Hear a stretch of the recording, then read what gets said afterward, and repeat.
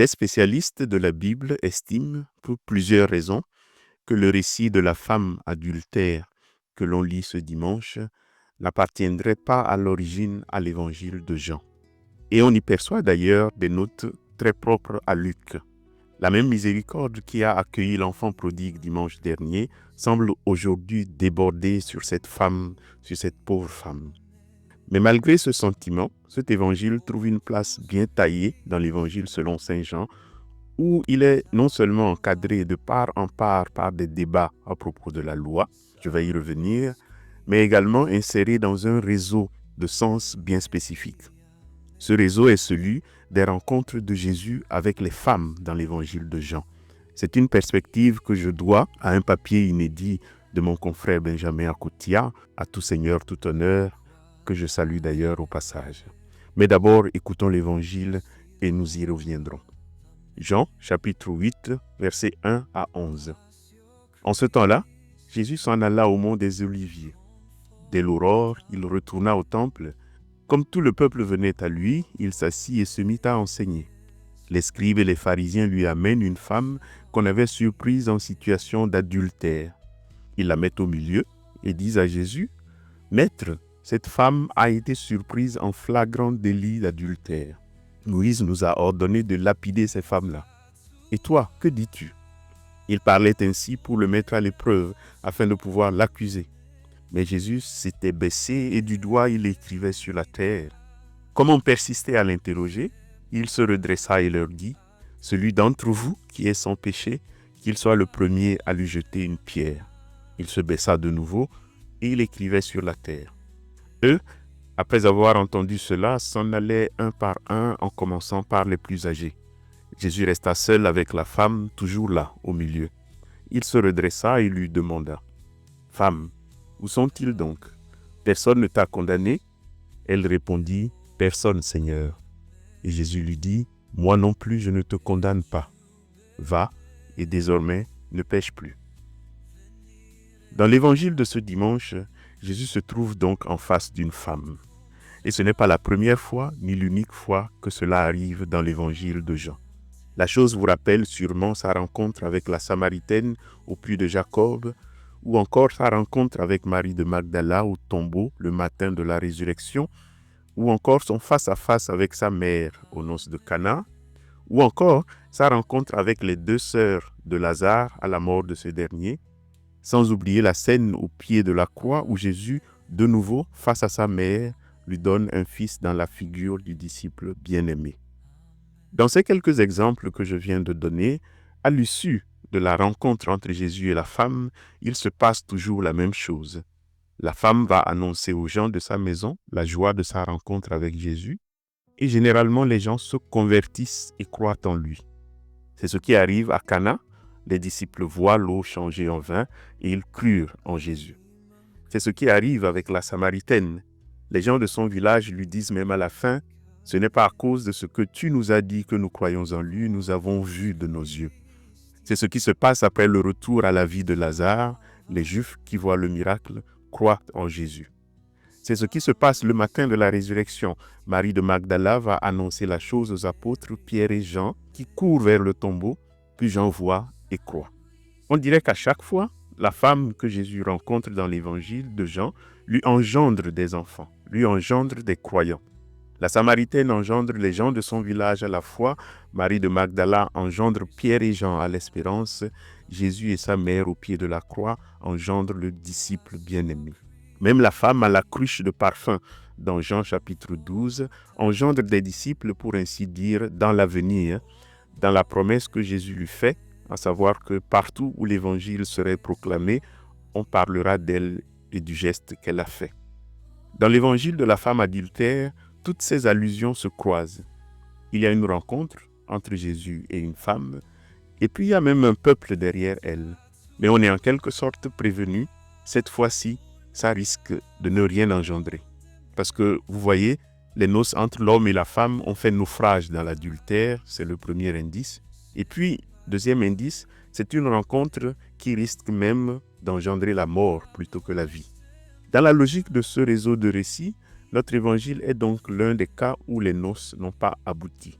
elles ont même complètement raté. D'une part, elles ont raté dans la vie personnelle de la femme dont le mariage est devenu adultère.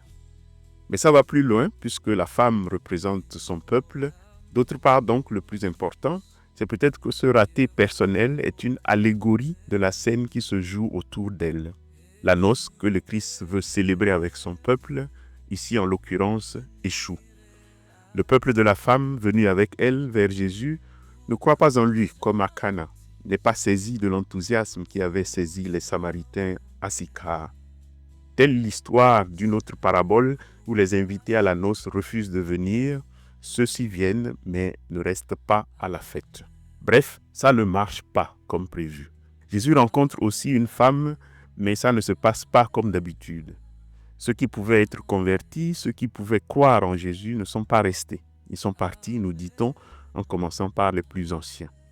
Ce qui est au centre de cette histoire, ce n'est donc pas seulement la femme et la miséricorde que le Christ exerce à son égard. Ce qui est au centre aussi, ce sont les noces que le Christ veut sceller avec l'humanité. Les fameuses noces de l'agneau que le même Jean évoquera dans l'Apocalypse. Son évangile, dès Cana, commence à l'anticiper dans l'enthousiasme. Mais à mesure que la croix approche, les noces de l'agneau semblent avoir un goût amer. On peut donc, à raison, s'arrêter aujourd'hui pour demander qu'est-ce qui s'est passé ici pour que ça ne marche pas. Et l'Évangile nous donne une piste de réponse. C'est qu'on ne peut pas engendrer dans l'amour lorsqu'on s'en tient seulement à la loi. La loi est incapable de fabriquer des convertis. La foule qui vient à Jésus veut régler les choses en s'appuyant sur la loi. Dans la loi, Moïse a dit ceci, il a dit cela, entre autres qu'il faut lapider la femme adultère. Mais on serait en droit de leur demander en retour, mais tiens, si c'est aussi clair et aussi facile, pourquoi ne l'avez-vous pas tout simplement lapidé? Si c'était aussi simple, pourquoi ne l'avoir pas exécuté? Pourquoi l'avoir conduit jusqu'à Jésus? En effet, quoi qu'on en dise souvent, la loi ne sert pas à rassembler les hommes. Elle sert au contraire non pas à les diviser, mais à maintenir un écart de sécurité entre eux. On estime d'ailleurs que le terme grec nomos, qui a donné le mot loi, désignait originairement le petit espace entre ma clôture et votre clôture qui sépare nos deux maisons voisines. Cela se révèle souvent très précieux dans certaines situations, mais dans beaucoup d'autres situations, ça n'aide tout simplement en rien. D'ailleurs, si la loi y suffisait, on n'aurait pas besoin de diplomates, de médiateurs, de facilitateurs. C'est bien que souvent, il faut faire sans elle si on veut ramener les hommes de nouveau ensemble. D'ailleurs encore, personne ne va jeter un œil à son contrat de travail tous les matins avant d'aller travailler. Ce n'est donc pas la loi qui nous aide à être de bons ouvriers. On ne va jeter un œil au contrat souvent que lorsqu'il y a un problème, lorsqu'il y a de l'eau dans le gaz, qu'on se tape dessus depuis longtemps et qu'on cherche les moyens d'un divorce plus ou moins apaisé, mais depuis longtemps consommé. D'ailleurs, enfin, le juge qui tranche, j'aime beaucoup ce mot de trancher, le juge donc qui tranche au nom de la loi est rarement réconciliateur. Au contraire, il sépare celui qui a raison de celui qui a tort, il envoie l'un en prison afin que l'autre soit le plus éloigné possible et puisse vivre en paix. Une des conclusions possibles de tout cela, c'est que ce n'est jamais très simple avec la loi. La loi est importante, il faut la respecter, mais depuis les premiers siècles, les chrétiens sont convaincus qu'elle ne peut pas sauver. La loi sert à maintenir l'ordre, à punir le mal, à faire toutes sortes de bonnes choses et de choses extraordinaires, mais il lui arrive quelquefois, sinon très souvent, d'être injuste. Certes, la loi envoie des criminels en prison, mais sommes-nous sûrs que ceux qui sont dans les prisons sont les vrais criminels? Nous le savons, il y en a pire qu'eux qui sont en liberté. La loi condamne parfois des innocents, elle laisse beaucoup d'autres criminels en liberté. Le procès de Jésus lui-même va bientôt montrer cette injustice de la loi. Le vrai criminel, Barabbas, sera relâché et à sa place, Jésus, l'innocent, sera crucifié. Et cette femme dans l'Évangile, à supposer même qu'elle soit coupable, est-elle la seule coupable? De mémoire d'homme, l'adultère n'est quand même pas un péché qu'on commet seul, non? D'où la question, sommes-nous sûrs que tous les criminels sont en prison?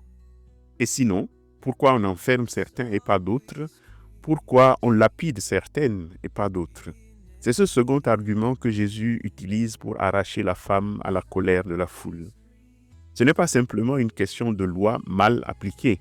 C'est bien au contraire que si elle voulait s'appliquer vraiment, c'est toute la société qui serait une gigantesque prison. Car même celui qui gagne un procès sur une affaire précise, le même serait condamné si on le jugeait sur une toute autre affaire.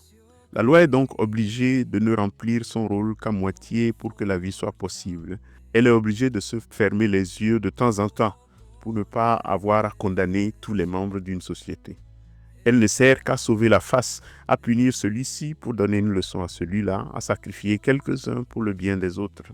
Le raisonnement de la foule dans l'Évangile ne va pas plus loin que ça.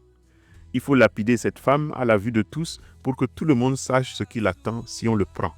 Il vaut mieux qu'une seule soit lapidée pour que la société tout entière ne soit pas gangrénée par son exemple. D'accord, mais et les autres? Ça leur servira d'exemple. Voilà au fond tout ce que peut faire la loi.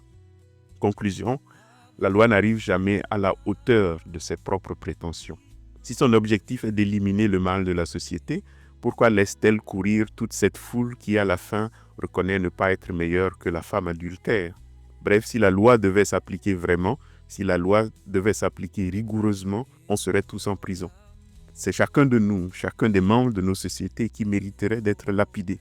Et la preuve, c'est que personne dans cette foule qui voulait lapider la femme ne s'est jugé assez digne pour lancer la première pierre. Personne, pas même les plus jeunes, qu'on peut considérer encore comme les plus innocents. En se dispersant, ils se sont donc eux-mêmes laissés juger par la loi, ce qu'ils n'avaient pas osé faire avant de pousser la femme devant Jésus. C'est la raison pour laquelle, depuis les premiers siècles, nous les chrétiens, sommes toujours invités à respecter la loi, certes, mais aussi à toujours regarder par-delà la loi. Dans le Sermon sur la montagne, Jésus répète constamment « Vous avez appris qu'il a été dit ceci et cela, moi je vous dis ». Et Saint Paul en a noirci des pages pour nous convaincre que la loi ne sauve pas. Car l'objectif de la loi, c'est d'éliminer le péché en punissant le pécheur. C'est d'éliminer le péché parfois en supprimant le pécheur. Or, Dieu, lui, ne veut pas la mort du pécheur, il veut qu'il vive, qu'il se convertisse. Pour faire des hommes obéissants, la loi suffit. Pour faire des hommes convertis, elle ne suffit plus. Ce qu'il faut en plus, ce n'est pas non plus l'amour, la miséricorde, comme on chante souvent assez facilement, mais la grâce. Comme lorsqu'on dit à quelqu'un « je te fais grâce ». Ça ne veut pas seulement dire « je t'aime », ça veut dire ce que tu as fait est mauvais, mais je te donne une nouvelle chance. Comme lorsqu'un président de la République accorde la grâce présidentielle à un criminel de grand chemin. Et cela afin de lui ouvrir un espoir vers l'avenir. Car voici la différence. La loi décide si vous avez été juste hier. La grâce vous donne la chance d'être juste demain. La loi fait la somme de vos mérites passés et tranche en conséquence. La grâce tranche sur la base de vos mérites futurs qu'elle ne connaît même pas. La loi dit, vous remplissez les conditions, vous cochez toutes les cases avant d'entrer au club. La grâce, elle dit, entrez d'abord au club, on verra pour les conditions pas à pas. Et ce faisant, elle refuse de vous enfermer dans votre passé, elle vous renouvelle la vie et l'espoir. C'est le sens du va et ne pêche plus. Laisse ici ton passé, qu'il ait été juste ou non. Va vers l'avenir où le Dieu de la grâce marche à ta rencontre. Et c'est toute la beauté, à mon sens, de la finale de l'évangile de ce dimanche. Femme, lui dit Jésus, la loi n'a donc pas tranché? Non, Seigneur, elle a reconnu ses limites et elle s'est retirée. Et Jésus de continuer, si elle n'a pas pu trancher, il n'y a plus qu'une seule chose à faire. Va, je te fais grâce. Je parlais au début de la rencontre de Jésus avec les femmes dans l'évangile de Jean. Eh bien, si vous y prêtez attention, c'est toujours ce que Jésus fait avec elles. À la Samaritaine, il donne un nouveau départ. À Marie de Magdala, il donne un nouveau départ. Et c'est cela qui rend la conversion possible. C'est ce qui permet à ces femmes de lui engendrer d'autres convertis plus nombreux. Et si vous vous demandez ce que ça veut dire, tout ça pour nous, ça veut dire peut-être une chose au moins. Quand vous regardez votre prochain, votre voisin, votre ami, votre époux ou votre épouse, votre enfant, demandez-vous parfois, comment je le regarde? Est-ce que je le regarde à travers les lunettes de la loi ou à travers les lunettes de la grâce? Est-ce que je lui donne un avenir qui dépend de son passé ou bien est-ce que je lui permets un avenir qui soit libéré de son passé? Vous saurez alors, nous saurons, si nous sommes les imitateurs de ce Dieu qui veut supprimer le péché sans supprimer le pécheur qui veut la conversion et la vie. Vous saurez, nous saurons, si comme ces femmes dans l'Évangile, nous engendrons nous aussi des enfants pour Dieu. À dimanche.